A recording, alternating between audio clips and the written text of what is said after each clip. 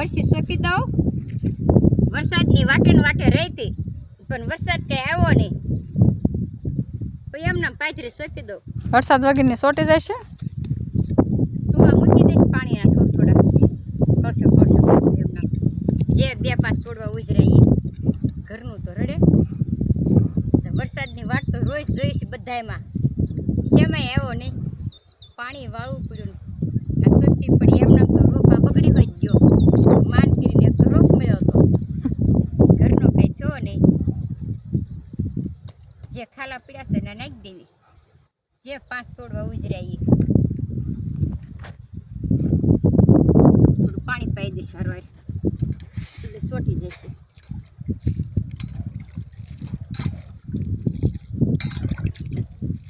કંઈ 100-200 ન લાવી તોય કંઈ ખારું.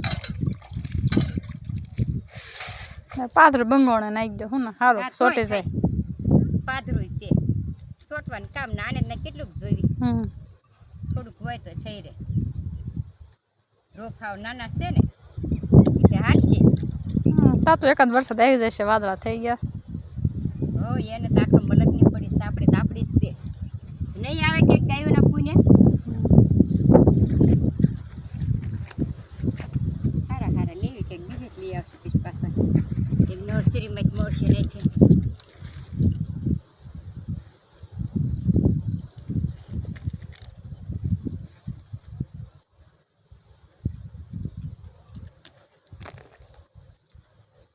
પેલા વરસાદ હતો ત્યારે સોંપી દીધું હોત તો સારું હતું. આપણે બીજા કામમાં રહ્યા.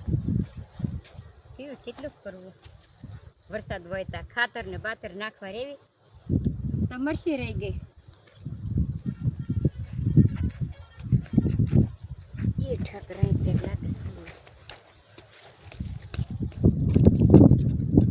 બોલો વરસાદ હોય ને આવ્યો હોય ને સોંપી ને તો 5 રીતે આમ કર્યા મૂકીને વેતા પાવાની કઈ ચિંતા જ નહીં. એ છોડવો થઈ જ જાય. અને આ પાયેલો તો થાય તે નોય થાય નક્કી નહીં કાંઈ. જય વિહળાનાથ.